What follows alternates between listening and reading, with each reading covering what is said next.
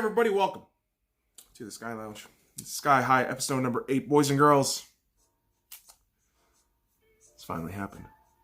You know, I put off recording a video yesterday, and the universe and sports ball rewards me with this. Ezekiel Elliott has signed his contract extension. Ezekiel Elliott has finally signed his contract extension with the Dallas Cowboys. 6 years! $90 million. Okay. Now, I want to preface this by saying, I'm a Seattle Seahawks fan. I don't know how many times I've said this on this fucking channel, but there you go, for the umpteenth time. I am not an expert. I'm not a stats guy. I'm not an analyst. I don't fucking dive into the goddamn numbers. I'm not one of those media personality cunts out there, you know, who's going to suck everybody off for the sole reason of sucking them off, right? Skip Bayless. Anyways.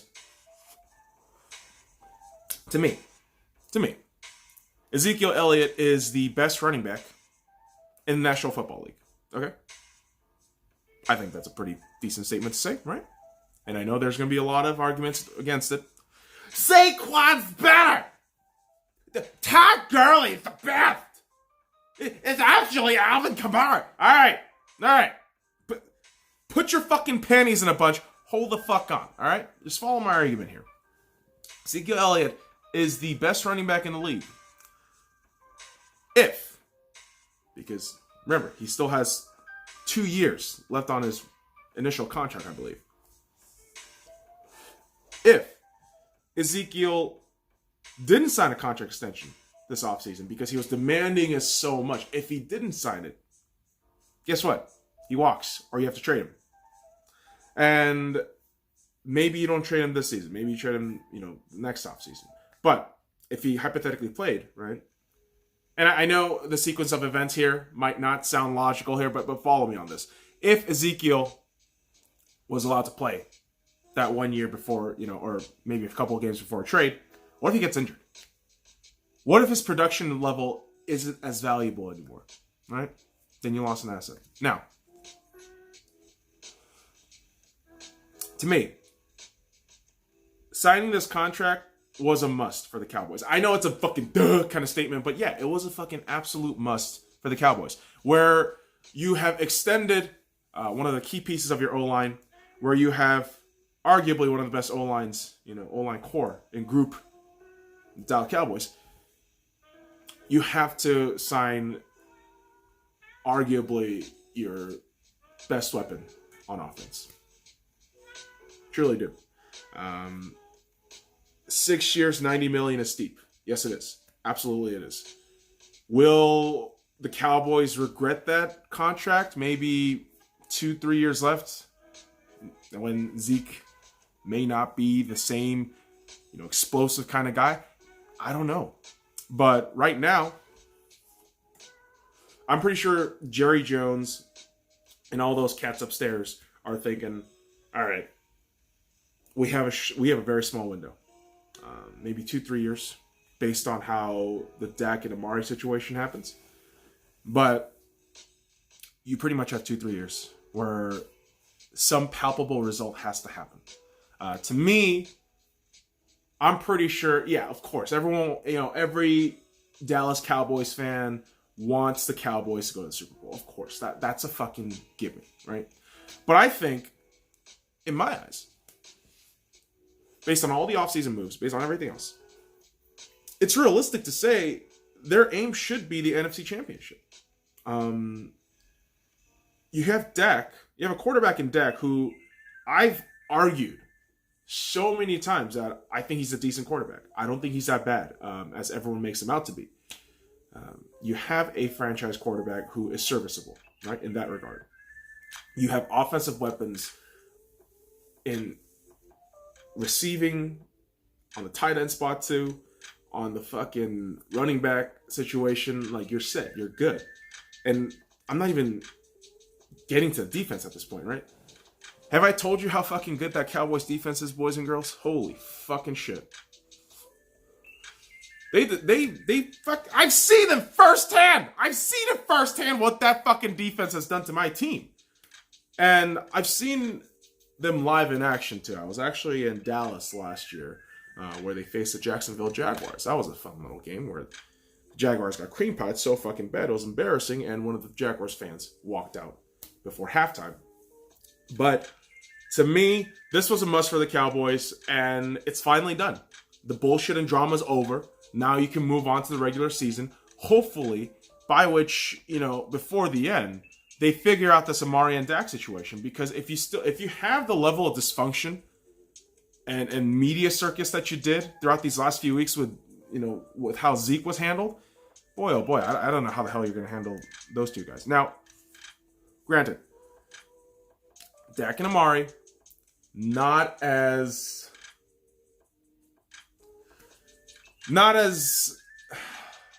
notoriously dumb in terms of the social media circle, right?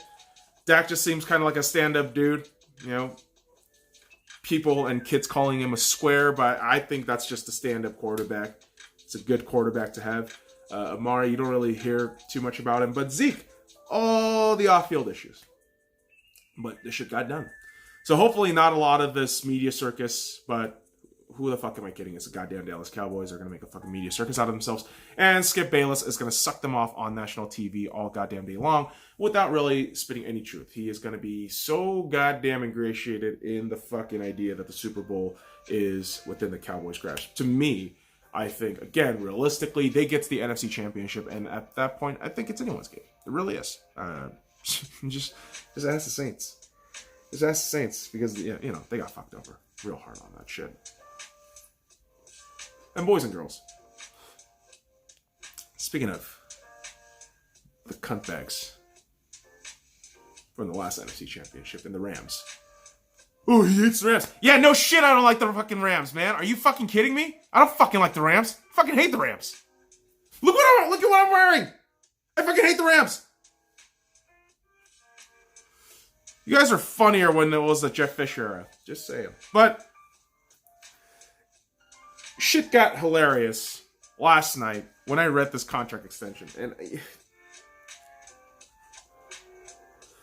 I gotta be smoking this shit because I can't fucking take this shit too goddamn serious, man. Jared Goff has been extended for $134 million for 4 years. $110 million of that is guaranteed. Oh my god. Stan Kroenke and the Kroenke family. I've been saying fuck you, Kroenke, for a long time. And I still do. They own my beloved club, Arsenal. They own the Los Angeles Rams. And, funny enough, they both failed miserably in a final. And I don't know what it is about Kroenke. Is he losing his mind? Maybe. But, Arsenal was kind of the benefactor of that, in my opinion, where we're like, oh shit, we're getting all these new signings, things are happening. Whereas in the Rams case, I feel like, what the fuck are you doing? Why are you extending a fucking system quarterback for 4 years for $134 million fucking dollars, $110 million of which you have to pay him? Oh my fucking god.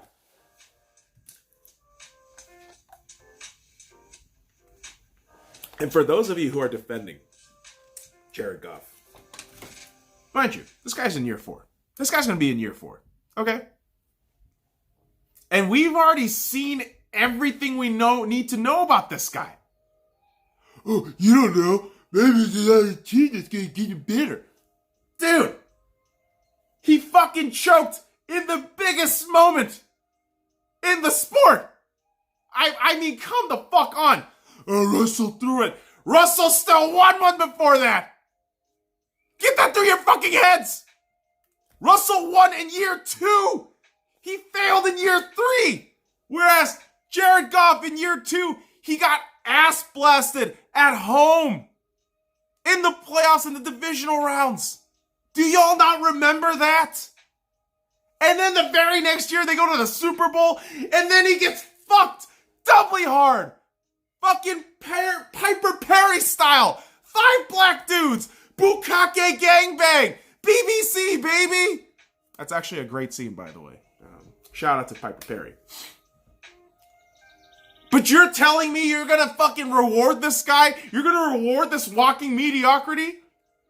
With the $134 million for 4 years? And now here's the thing. Let me preface all of this shit because I know all you goddamn apologist motherfuckers are gonna get on my ass about this shit. Listen.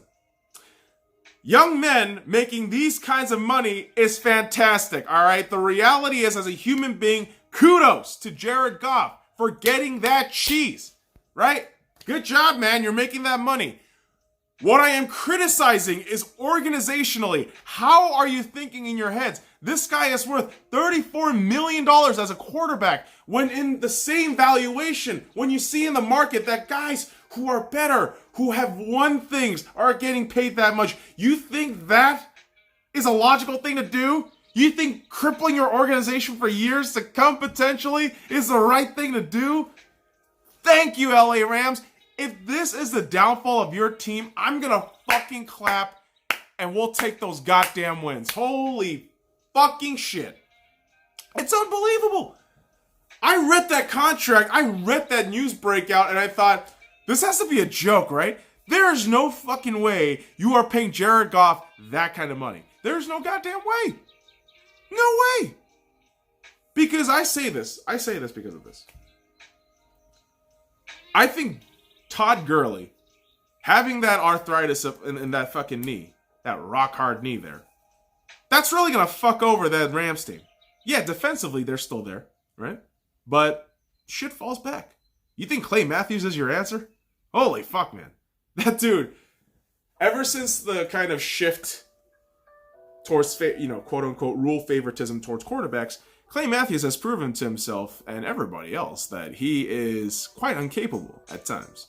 And now you're being inserted into this Rams team. Granted, you still got Wade Phillips, who was probably your MVP of that Super Bowl.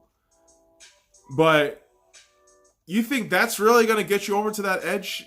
And you paid that much fucking money to Jared Goff, who I think is really no better than Kirk Cousins. I'm going to get a lot of fucking ire for this shit, but I don't care. Go for it. Hate on it. Go for it. Hate on it. Because the tapes speak loudly. They don't really speak, but they show you. They show you visually what is fucking happening. And what is happening is the Rams paid a system quarterback $110 million in guaranteed money. And they have to do something in those 4 years. Because, my God, you better get your money's worth. If Jared Goff goes down, you are just flushing down $34 million annually. So, wow. Wow. Wow. 12s. Fellow Seahawks fans, if you're watching this, we should be happy. We should be happy that the Rams have extended this guy for 4 years. Jadeveon Clowney is going to feast on this motherfucker today. Not today. Well, this season. Yeah, I'm excited, right?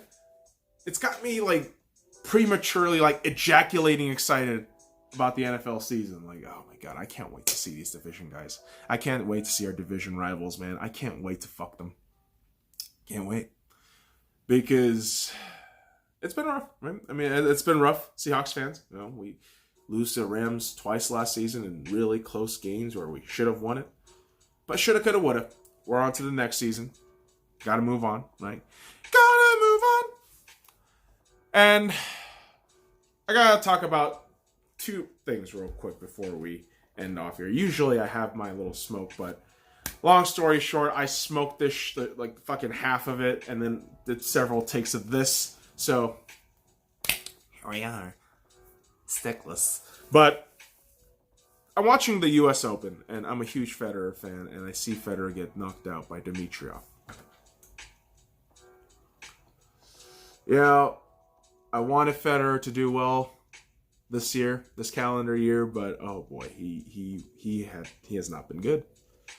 And it's unfortunate because you can see, to me, you can see the age, you can see the physicality, wearing on him. And I just want to see him win one more, Aussie Open, French Open. Fucking A, man. I just want to see Federer win one. I mean, selfish as that is. And you got Nadal, a heavy favorite right now, just aiming for that win. And I think in the upcoming days, we're going to see some crazy-ass tennis. I know. I watch tennis.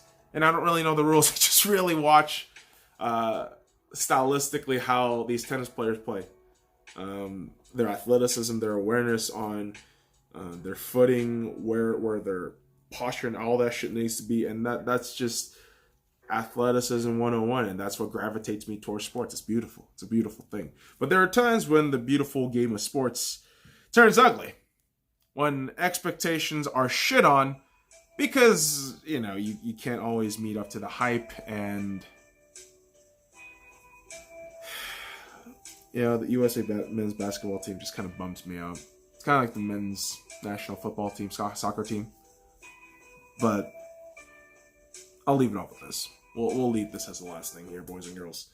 The FIBA World Cup is going on, and in the group stages, the first two group stage matches, the USA has scraped by the Czech Republic 88-67 and edges out Turkey in an overtime win 93-92. To me, boys and girls, after watching highlights and a replay of that Turkey game yesterday, Jesus fucking Christ.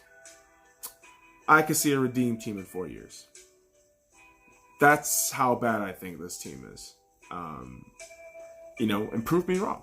Prove me wrong, and if I'm wrong, great, because I want this team to do well, right? Because this is the stepping stone for the next thing, which is the Olympics. Right? So, to me, if you can pull through, get first place in China, my God, fantastic accomplishment. If, however, this team finishes outside the top three, which I think is going to happen, expect a redeemed team in the next 4 years and a kind of Olympic roster shakeup, because I see nothing special about this team. I see nothing remotely interesting, as harsh as that is to say. But again, if you prove me wrong, great. I can cheer on proudly, and I'm still going to cheer, regardless of how you guys, shit the bed. But hopefully you guys don't bring that gold and win a goddamn, thing in China. That'd be awesome. Boys and girls, today, just a quick heads up, today, here at the Sky Lounge, I am going to be releasing something called the Piggyskin Picks. Now, last season in football, I did this segment called the Piggyskin Picks starting week 2 or week 3, I believe. We pick the winners and losers of each game during the week in the NFL. Every week, right? Every fucking week. Every Wednesday. And I'm going to go ahead and preview all those games, maybe spend a minute or two on each game, explain my reasoning as to who I think is going to win, maybe talk about point spreads, because I live here in Las Vegas, boys and girls. I might just go to the fucking bookie, get a goddamn score sheet, and see what the spread and the money line, all that good shit is. So, Piggyskin Picks coming at you. It's going to be here today, so tune in for that shit. So, there's your plug for that goddamn video later today. I have repeated myself a lot, and so I'm going to go ahead and end it. Boys and girls, follow me at the Sky Lounge on all the links in the description below. Like, comment, subscribe for more daily contents. No, fuck off.